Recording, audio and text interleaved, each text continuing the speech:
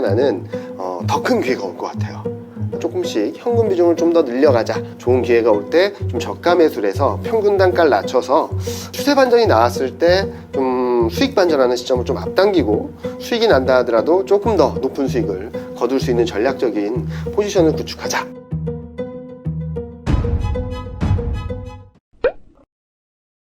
현금 비중을 좀 늘려놓자라는 말씀을 드리고 있거든요. 제가 계속적으로 현금 비중을 늘리자라는 말씀을 드리는 이유 중에 하나는 더 큰 기회가 올 것 같아요. 내년 1, 4분기 중에 좀 좋은 기회가 올 것 같거든요. 코스피가 2100이 깨지는 시점, 또는 2100이 깨지지 않는다 하더라도 2600, 2500보다는 훨씬 더 낮은 레벨에서 싸게 살 기회가 올 거라고 생각하고 있어서 2500, 2600 갔을 때는 조금은 손실을 본다 하더라도 현금 비중을 늘려서 좀 저가 매수할 수 있는 여력을 만들어 놓자라는 말씀을 드리는 부분이에요. 다만 좀 길게 보셔서 뭐 2024년, 25년까지 나는 뭐 손실이 난다 하더라도 계속 들고 갈래 라고 하시는 분은 그냥 HTS나 MTS를 꺼놓으시면은 수익이 나실 거예요. 근데 그 과정에서 좀 스트레스 받으시거나 아니면은 좀 계속적으로 계좌를 관리를 하셔야 되는 분이라면 2500, 2600 갔을 때마다 조금씩 현금 비중을 좀 더 늘려가자 라는 말씀을 드리고, 좋은 기회가 올 때 좀 저가 매수를 해서 평균 단가를 낮춰서 추세 반전이 나왔을 때 좀 수익 반전하는 시점을 좀 앞당기고, 수익이 난다 하더라도 조금 더 높은 수익을 거둘 수 있는 전략적인 포지션을 구축하자라는 말씀을 드리고 싶습니다. 네, 지금 시장 흐름을 보시면은 어떤 하나의 업종이 시장을 쭉쭉쭉 끌고 가는 흐름은 별로 없어요. 이 업종이 오늘 며칠 동안 올랐다가 쉬는 동안에 다른 게 오르고, 다른 게 쉬는 동안 이쪽이 오르고, 막 계속 왔다 갔다 하거든요. 이게 뭐냐면은 상단은 제한적이고 수급도 굉장히 제한적인 상황이라서 시장이 어떤 방향성을 갖고 추세적으로 움직이기보다는 키 맞추기 장세가 계속적으로 전개된다는 의미예요. 그래서 지금 시점에서는 욕심을 내기보다는, 그리고 코스피가 반등을 한다고 해서 따라가기보다는 조금은 시장의 심리와 그리고 시장의 방향성과 좀 반대로 생각하는 게 맞지 않을까라는 생각을 하고 있고요. 자, 그러면 업종별로 이렇게 순환매, 이놈 몰랐다 저놈 몰랐다 막 계속 왔다 갔다 하는 장세에서 어떻게 대응해야 될 거냐. 예를 들어서 저는 낙폭 과대면서 실적보다 저평가된 업종들을 찾아보면은 2차전지, 반도체, 인터넷, 화장품 의류, 증권, 미디어 교육, 이런 업종들이 나오거든요. 자, 그러면 한번 살펴보시면은 반도체는 2300에서 2400 올라올 때 시장을 쫙 끌어당겼어요. 그 다음에 2차 전지가 올라와줬고, 최근 들어서는 인터넷이 막 오르고 있죠, 게임주들이. 자, 이런 과정에서 이들 업종에 대한 관심을 좀 리스트업을 해 놓으시고, 많이 오른 것들은 오히려 팔고, 좀 그 안에서 덜 오른 쪽을 좀 비중을 늘리고, 이거는 보통 리밸런싱이라고 하거든요. 예를 들어서 5개 업종이면 20, 20, 20, 20 넘어 놓으시고, 그러다 보면은 이 업종이 탁 튀잖아요. 그럼 얘를 줄여서 다른 데다를 해서 똑같이 20을 또 맞춰주는 거예요. 그리고 또 이쪽이 튀면 20을 또 맞춰주고, 그러면은 자연스럽게 포트폴리오가 리밸런싱 되면서 기술적 반등, 순환매에서 먼저 튄 업종들은 차익 실현을 하고, 아직까지 움직이는 않은 업종들의 비중을 늘려서 다음 움직이는 업종들을 조금 더 늘려가는 그런 전략이 될 수 있거든요. 한편 이렇게 좀 매매를 자주 하지 못하시는 분들이라면, 저는 그냥 이번에 순환매 돌아가면서 반등을 하는 그림에서 그럴 때마다 조금씩 비중을, 현금 비중을 늘리는 기회로 삼자라는 말씀을 드리고 있어요. 그러니까 순환매, 단기적으로 샀다 팔았다 하시는 분들이라면 제가 말씀드렸던 대로 관심 업종들을 좀 리스트업 해놓고 같은 비중으로 넣어놨다가 오버웨이트 돼서 급등해서, 최근 예를 들면 인터넷 업종이 급반등을 해서 오버웨이트 됐다, 비중이 늘었다, 20, 20, 20 맞춰놓은 게 25, 15, 17 뭐 이렇게 됐다라고 하면은 얘를 5를 줄여서 나머지에다 이렇게 배분을 해줘서 20을 맞추고, 또 다른 업종이 급반등했다, 그럼 얘를 줄여서 다른 업종에 20을 딱 맞추고, 이렇게 하시면 되고, 이런 것들이 너무 힘들고 어려우신 분들이라면 오히려 그냥 반등이 나오는 업종들의 비중을, 현금 비중을 조금씩 늘려가자, 거꾸로 생각하자라는 말씀을 드리고 싶습니다. 지금 시장 상황은 안 좋아지면 안 좋아질수록 좋아지는 것들이 많아진다고 생각합니다. 좀 어려운 말이죠. 궁즉변, 변즉 통이란 말이 있습니다. 궁하면 변하고 변하면 통한다. 이 다음 말이 통즉구인데 주식시장에는 영원한 건 없기 때문에 이걸 빼버렸어요. 궁즉변, 변즉통. 무슨 말이냐면 경기가 더 안 좋아지고 침체 가능성이 높아진다면은 연준이 더 금리 인상을 많이 할까요? 반대죠. 연준의 금리 인상이나 통화 정책은 좀 더 완화적으로 할 거예요. 그러면은 시장은 그를 계기로 유동성이 또 한 번 풀릴 수 있는 기회를 만들겠죠. 그리고 경기 흐름들을 본다면 올해 상반기부터 좀 안 좋아지기 시작했죠. 아마 올해 하반기는 더 안 좋아질 겁니다. 내년 상반기도 2023년 상반기도 더 안 좋아지겠죠. 그러면 이때부터 정점을 찍고 이렇게 쓱 슬로해지는 과정에서 여기서 돈이 풀리게 되면 경기가 좀 살아나겠죠. 근데 이때는 올해 하반기에 2023년 하반기에는 2022년 하반기에 별로 안 좋았던 게 기저 효과라 그래서 이때 안 좋았던 게 이게 좋은 모습을 보여줄 거예요. 플러스 효과. 그리고 2023년 상반기에는 더 안 좋아질 거예요. 경제 지표들이. 그러면 이렇게 안 좋아졌던 게 이때는 전년 대비 변화를 보니까 여기는 플러스 효과를 줄 거예요. 그럼 자연스럽게 2023년 상반기를 지나면서 경기는 이렇게 올라가는 그림들을 보여줄 거거든요. 그래서 저는 기본적으로 2023년 상반기를 지나면서 통화정책은 좀 완화적으로 가고 2023년 하반기부터는 경기가 턴어라운드 하면서 증시가 위쪽으로 방향성을 잡아갈 거다 라는 생각을 하고 있고요. 자, 통화정책과 경기 흐름이 모두 다 완화적으로 턴어라운드 하는 그림을 보여주게 된다면 주식시장 자체의 흐름들은 위쪽으로 추세 반전을 할 수 있다고 생각하고 있어요. 여기서 추세 반전이라고 한다면 이번처럼 2300 같아 2600으로 반등을 하는 그림이 아니라 2300보다 낮은 데에서 바닥을 잡을 수는 있겠지만 여기서 역사적 고점을 넘어가는 그림으로 생각을 하고 있거든요. 왜냐하면 이미 돈이 많이 풀려 있습니다. 미국 연준의 규모로 본다면은 지금 아무리 유동성을 흡수한다고 하더라도 8조 원대 초반 또는 8조를 살짝 깨는 정도로 아직까지 어마어마한 유동성이 있어요.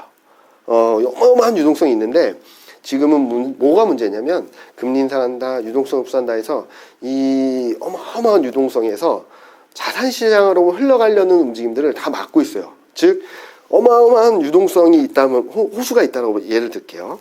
이만큼 큰 호수가 있는데 이 논 저논으로 갈 물꼬를 이렇게 막아놓은 거예요. 지금은.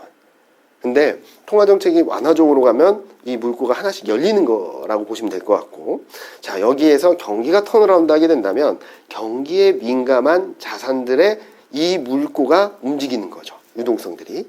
그래서 저는 2023년 상반기를 지나면서 굉장히 큰 호수에서 이 물길이 열리는 상황에서 경기가 턴어라운드 하는 모습을 보여주게 된다면 주식시장의 추세 반전, 추세적인 상승은 이어갈 것이고 코스피 같은 경우는 역사적 고점을 넘어서는 그림까지 열어놓을 수 있다라고 생각을 하고 있기 때문에 좀 길게 보시는 분들이라면 2023년, 24년까지 열어놓는다면 충분히 수익이 날 수 있는 기회가 올 것이다 라고 생각합니다. 다만 여기서 문제는 얼마나 기다릴 수 있느냐라는 문제겠죠. 그래서 단기 트레이딩이 어려우신 분들이라면 제가 아까도 말씀드렸던 것처럼 HTS나 MTS를 꺼놓자라는 말씀을 드리는 것도 2023년 4년 지나면서는 지금보다 훨씬 더 높은 레벨로 갈 수 있기 때문에 그때까지 기다리실 시간적인 여유가 있으신 분이라면 뭐 꺼놓으셔도 충분히 가능한 수익이 날 수 있는 구간으로 들어간다라고 보고 있습니다. 관심 있게 봐야 될 산업은 저는 기본적으로 주도주는 바뀌지 않는다라고 생각을 합니다. 무슨 말씀을 드리냐면 2020년 3월부터 2021년 초까지 시장이 굉장히 강하게 올랐어요. 그랬다가 등락이 있다가 2021년 6월에 고점을 찍고 꺾였죠. 자, 이때 2020년 3월부터 2021년 1월까지 굉장히 강한 상승을 하는 과정에서 인터넷, 2차전지, 자동차, 반도체, IT 가전, IT와 성장주들이 굉장히 핫했거든요. 저는 이 업종들이 다시 한번 움직일 수 있다고 생각합니다. 첫 번째로는 유동성이 풀리게 된다면, 그리고 통화정책이 좀 완화적으로 가게 된다면 금리가 하향 안정세를 보이겠죠. 더 높아지지 않겠죠. 그런 그림 하에서는 성장주들이 좀 주목받을 수 있다고 생각하고 있고요. 경기가 턴어라운드 하는 과정, 그리고 경기가 안 좋았다 올라오는 과정에서는 병목 현상, 반도체가 공급이 부족하다 이런 이슈들이 풀릴 거고, 경기가 살아나는 과정에서는 수출주가 주목을 받을 수 있다고 생각하거든요. 여기다가 플러스 알파 할 수 있는 게 교체 수요. 핸드폰이나 뭐 아이패드 뭐 그런 IT 기기들에 대한 교체 수요가 2023년 하반기부터 2024년까지 들어온다라고 생각해 본다면 IT 플러스 신재생에너지 관련주, 그러니까 전기차, 2차 전지, 반도체, IT 가전, 인터넷 이런 업종들이 시장의 중심에 다시 한번 자리할 수 있다고 생각합니다. 그런데 많은 분들이 오해하시는 것 중에 하나가 시장의 주도주가 뭐냐? 주도주가 바뀐다라고 생각하는데요. 자, 2020년 3월부터 2021년 1월까지는 주도주가 바뀐다 이런 생각 별로 안 하셨을 거예요. 근데 조정받는 과정에서 가끔 이렇게 튀어오르는 종목들이 있거든요. 튀어오르는 업종들이 주가는 지수는 부진한데 업종이나 뭐 주가 흐름들이 좋은 그림들, 그런 그림들이 나오면은 주도주가 바뀌는 거 아니냐라는 생각을 하실 수도 있는데 그건 대안주입니다. 주도주라고 한다면 상승할 때도 조정받을 때도 같이 움직이는 게 주도주라고 생각을 하거든요. 시장이 조정받는데 차별적으로 움직이면은 주도주가 조정받는 과정에서 대안이 될 수 있는 가격갭을 메우려는 움직임들이 나타난 것이지 이 업종이 주도주가 되면서 시장이 바뀌진 않는다고 생각합니다. 특히 이번 사이클에 시장의 화두가 되었던 건 4차 산업혁명 그리고 신재생에너지 산업이라고 볼 수 있겠죠. 이게 바뀌었나요? 그렇진 않거든요.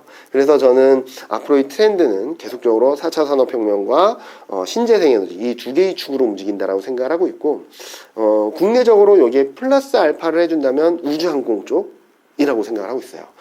한국의 우주항공 기업들을 보면은 방산하고 항공우주 산업을 같이 하고 있거든요. 지금은 러시아 우크라이나 사태로 인해서 전 세계적으로 국방비를 늘리려고 하고 있고 한국 방산업체들의 수출이 굉장히 좋거든요. 여기다가 최근 인공위성이라든지 이런 것들을 계속적으로 올리고 있는 상황이잖아요. 이런 것들이 계속 업그레이드 되면서 진행이 될 거거든요. 그렇게 본다면 아까 말씀드렸던 반도체, 자동차, 2차 전지, 인터넷 업종에다 플러스 알파로 항공우주 이렇게 5개 업종을 주목해서 보자라는 말씀을 드리고 있고 만약에 현금 비중이 좀 있으신 분들이라면 코스피 2300 밑에서부터는 좀 분할 매수하셔도 크게 무리가 없겠다라는 생각을 하고 있습니다. 일단은 올라가면 더 올라갈 것 같고 떨어지면 더 떨어질 것 같다라는 생각을 많이 하시는 것 같아요. 제가 뭐 개인 투자자분들도 뭐 상담을 하고 세미나 이렇게 지점 세미나 가서 상담도 하고 그러는데 많은 분들이 여기서 떨어지면 사세요라고 하면은 못 사세요.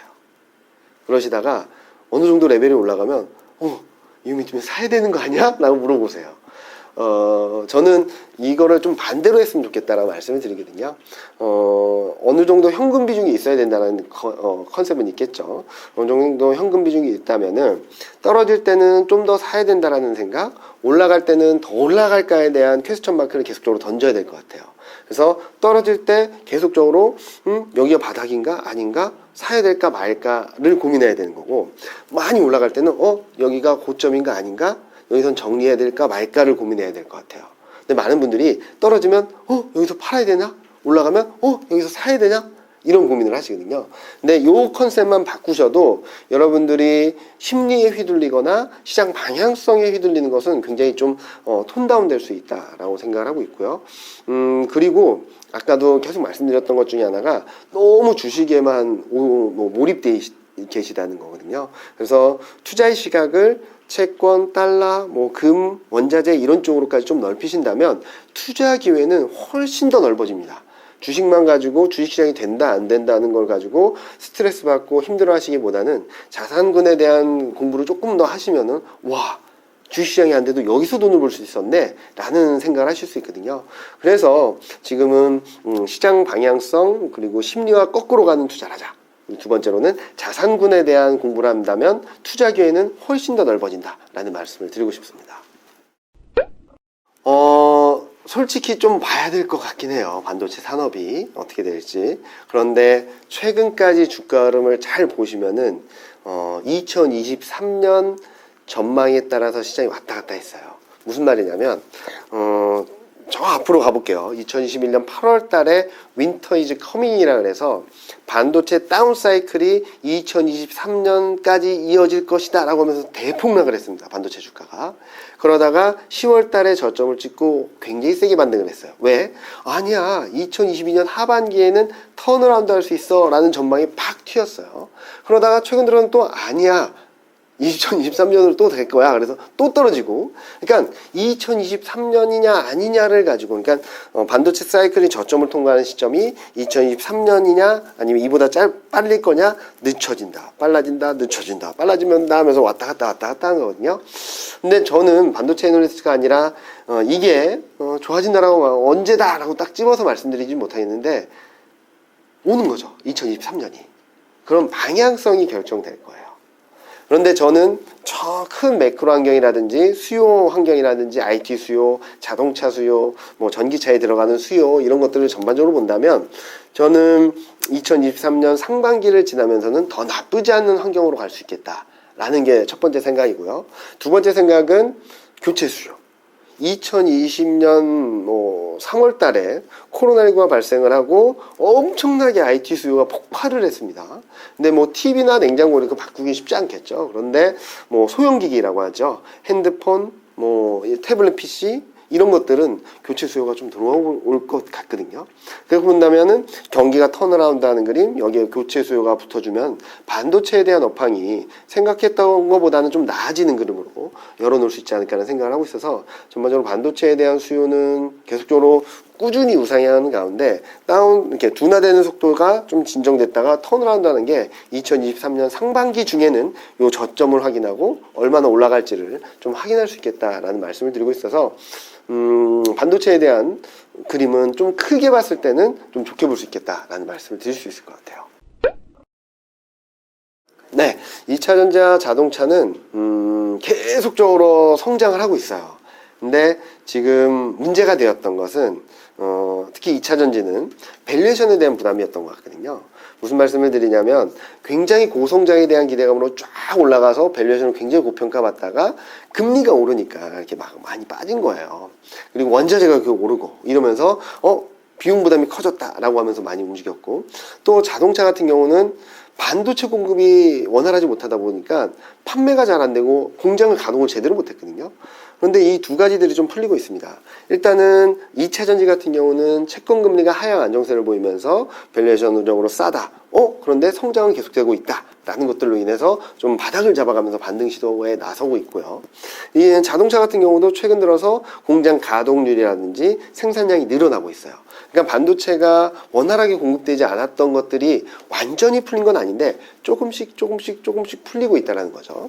거기다가 자동차를 받으려면 아직까지도 6개월, 1년을 기다려야 된다고 합니다. 그러면 대기 수요들이 아직까지 많다라는 거라서 저는 이런 그림들을 생각을 해본다면 전기차 성장성은 계속되고 있고 이 안에서 2차 전지와 자동차가 좀 매력적으로 보여줄 수 있는 구간으로 들어갈 수 있겠다. 여기다 경기까지 받쳐주게 된다면 전기차에 대한 수요는 좀 더 높아질 거고 한국의 자동차 기업들이 전기차 시장에서 좀 생각보다는 잘하고 있거든요. 특히 유럽 시장에서 잘하고 미국 시장에서도 테슬라 다음이라고 할 정도로 좀 두각이 나타나고 있어요. 왜냐면은 테슬라는 압도적입니다. 전기차 시장에서 점유율이. 그 다음에 2, 3, 4, 5등이 비슷비슷했는데 최근 들어서 국내 자동차 기업들이 이렇게 조금씩 더 올라오고 있다는 얘기를 하고 있어서 이런 것까지 감안해서 본다면 2차 전지와 전기차 업황이 턴어라운드 하는 과정에서 한국 기업들이 굉장히 수혜를 받을 수 있겠다라는 전망을 드리고 있습니다.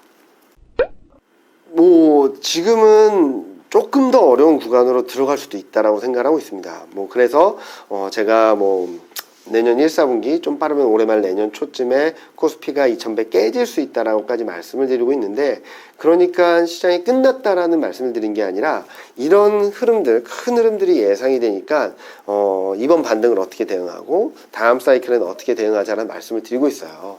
그래서 어려운 국면이 있다 하더라도 충분히 극복할 수 있는 전략적인 기회가 있을 거라고 생각을 하거든요. 그래서 그런 기회들을 좀 잘 활용하셨으면 좋겠다라는 말씀을 드리고 싶고요. 시장은 분명히 좋아지는 구간으로 들어갈 겁니다.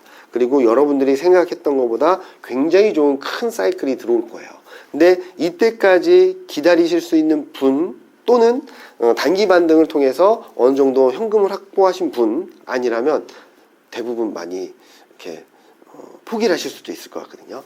그래서 제가 드리고 싶은 말씀은 분명히 좋은 기회가 올 텐데 이때까지 나는 기다릴 것인가 아니면은 대응을 하면서 조금 여지를 만들 것인가 선택을 하셔서 기다릴 분이시라면은 진짜로 잊고 기다리자라는 생각을 하시면 좋을 것 같고요. 대응을 하자라고 하시는 분이라면 저뿐만 아니라 많은 전문가분들 그런 분들과 교육 프로그램이나 이런 유튜브 채널을 통해서 소통을 하시면서 잘 대응을 하신다면 저는 힘든 시간 있었던 만큼 23년, 24년에는 충분히 보상을 받을 수 있다고 생각을 하니까 모두들 힘들다고 포기하고 지쳐서 이렇게 좀 쉬지 마시고 뭐가 문제지? 어떻게 해야 되지? 계속적으로 앞으로의 전략에 대해서 고민을 하시면서 대응을 하신다면 저는 2023년, 24년에는 충분히 수익을 내시고 여러분들의 투자 스타일이라든지 아니면 투자에 대한 성공 확률도 훨씬 더 높아지고 발전하는 모습을 보일 수 있다라고 생각을 하니까 모두 힘내시고 조금만 더 힘내시면 분명히 좋은 날 올 겁니다. 그때까지 잘 버티시고 잘 대응하셔서 1년 뒤, 2년 뒤에는 모두 웃으면서 그래 이때 힘들었지 라고 회상하면서 좋은 기분을 느끼실 수 있도록 저도 최선을 다할 테니까 여러분들도 최선을 다해서 같이 공부하고 호흡하셨으면 좋겠습니다. 감사합니다.